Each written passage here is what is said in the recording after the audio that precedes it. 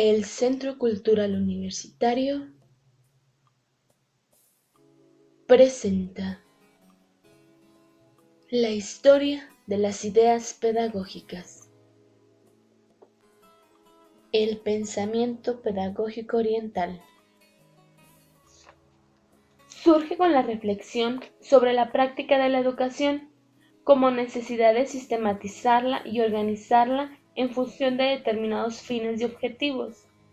El Oriente afirmó principalmente los valores de la tradición, de la no violencia, de la meditación. Se unió sobre todo a la religión destacando el taoísmo, el budismo, el hinduismo y el judaísmo. Lao Tzu.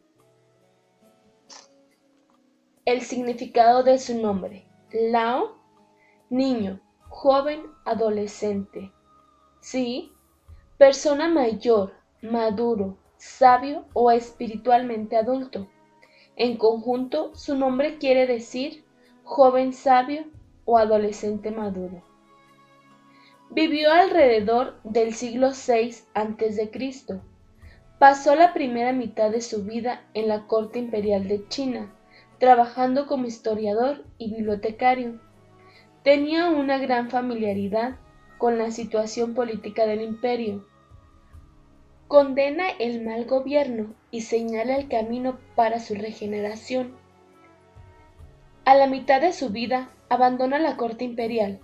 Vivió en el bosque la segunda mitad de su larga vida, estudiando y meditando.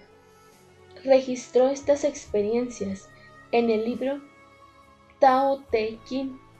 Finalmente, con casi 80 años, cruzó la frontera occidental de China y desapareció sin dejar vestigio de su vida. Cuenta la leyenda que al cruzar la frontera se encontró con el guardia de la línea divisoria, que le pidió un resumen de su filosofía. Entonces Lao Tzu le entregó un pequeño manuscrito que contenía la esencia de lo que conocemos hoy sobre el Tao Te Ching. Es así como hoy podemos disfrutar de este escrito. Dominar sin violencia. Para humillar a alguien, primero se le debe engrandecer. Para debilitar a alguien, primero se le debe de fortalecer. Para hacer caer a alguien, primero se le debe exaltar. Para recibir algo, primero se debe dar algo. Es dejar madurar, es un profundo misterio. El débil y flexible es más fuerte que el fuerte y rígido. Así como el pez solo puede vivir en sus mismas aguas, así el jefe del Estado solo puede dominar sin violencia. Autor Lao Tzu. El Talmud, la educación hebrea. El rasgo predominante de la educación hebrea fue el idealismo religioso. En todas las escuelas, los estudios se basan en la Biblia. Las materias estudiadas, historia, geografía, aritmética, ciencias naturales, se relacionaban con los textos bíblicos y se impregnaban de preceptos morales. Contienen los preceptos básicos de la educación judía, las tradiciones, doctrinas, ceremonias, etc. Fue redactado en el siglo II. Existen dos versiones de él. Él representaba el código religioso y civil de los judíos. El Talmud aconseja a los maestros repetir hasta 400 veces las nociones mal comprendidas por los alumnos. Para el Talmud, el niño debe ser castigado con una mano y acariciado con la otra. Ya la Biblia decía que la vara de la represión y el castigo dan sabiduría al niño. La Torá es el principal manual del pueblo hebreo. Es también llamado como Pentateuco porque reúne los 5 libros de Moisés. La enseñanza era de tipo oral en las plazas de las ciudades o en los pueblos. Ahí también se trataban algunos de los problemas relacionados con la comunidad. representaba un código religioso y civil de los judíos, el cual no acepta a Cristo. El pensamiento pedagógico griego. Los griegos tenían una visión universal. Empezaron por preguntarse ¿qué es el hombre? Para ellos, el hombre debía ser, antes que nada, el resultado de su culto al cuerpo. Debía ser fuerte, desarrollado en todos sus sentidos y eficientemente en todas sus acciones. En Grecia había 17 esclavos por cada hombre libre, y ser hombre libre significaba no tener preocupaciones materiales o con el comercio y la guerra. El carácter de la clase de la educación griega aparecía en la exigencia de que la enseñanza estimulara la competición. El hombre bien educado tenía que ser capaz de mandar y de hacerse obedecer. Sócrates. Puede enseñarse la virtud si las ideas son innatas. Vivió entre los años 469 a 399 a.C. Fue un filósofo griego nacido en Atenas. Fue considerado el fenómeno pedagógico más asombroso de la historia del Occidente. No le interesaban los horarios de clases, sino el diálogo vivo y amistoso con sus discípulos. Sócrates creía que el autoconocimiento es el inicio del camino para el verdadero saber. Fue condenado a la muerte y, a pesar de la posibilidad de huir de la prisión, permaneció fiel a sí mismo y a su misión. No dejó nada escrito. Lo que heredamos fue el testimonio de sus contemporáneos, especialmente el de su discípulo más importante, Platón. Platón, la educación contra la alienación en la alegoría de la caverna. Vive entre los años 427 a 347 a.C. Fue el principal discípulo de Sócrates y maestro de Aristóteles. Nacido en Atenas, en una familia noble, estuvo en contacto con las personalidades más importantes de su época. Entre las diversas obras que dejó se destacan La República y la alegoría de la caverna. En su utopía republicana, todas las mujeres deberían ser comunes a todos los hombres.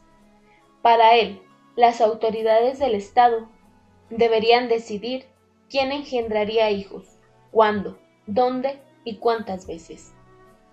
Aristóteles. La virtud está en el término medio.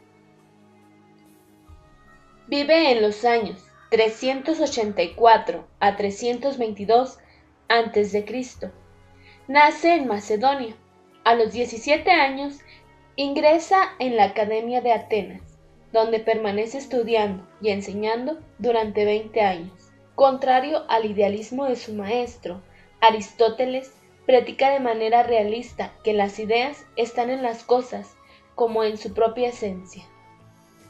Expone 3 factores principales que determinan el desarrollo espiritual del hombre: disposición innata, hábito y enseñanza. Cree que el hombre puede convertirse en una criatura más noble, así como puede convertirse en la peor de todas. El pensamiento pedagógico romano. La educación romana era utilitaria y militarista, organizada por la disciplina y la justicia. Se interesaban más por crear instituciones. Y más que estar dando noticias de última hora, ellos intentaban tener más formalidad. En la escuela, los castigos eran severos y los culpables eran azotados. Cicerón. La virtud está en la acción. Su nombre completo es Marco Tulio Cicerón. Vive alrededor de los años 106 a 43 a.C. Fue un orador y político romano. Nació en Arpino, ciudad de Lacio, donde su familia tenía una propiedad rural. A los 10 años fue enviado a Roma para completar su educación. Entonces aprendió la literatura griega y latina, además de retórica. con los mejores maestros de la época. En el año 84 a.C. escribe su primera obra, la cual comprende discursos, tratados filosóficos y retóricos, cartas y poemas. A los 25 años de edad ingresó en la vida forense. Cicerón compuso sus famosos discursos, jamás pronunciados, reunidos bajo el nombre de Berrinas. Hizo todo lo posible por alcanzar los cargos políticos, logrando obtenerlos uno a uno. Cicerón es considerado el mayor de los prosistas romanos y el que más influyó en los oradores modernos. El pensamiento pedagógico medieval. Sus enseñanzas se relacionaban esencialmente con la vida. La pedagogía que proponía era concreta, parábolas creadas al calor de los hechos. La educación del hombre medieval se produjo conforme a los grandes acontecimientos de la época, entre ellos la evangelización apostólica, San Agustín, la teoría de la iluminación. Vive alrededor de los años 354 a 430. Nació en Tagaste.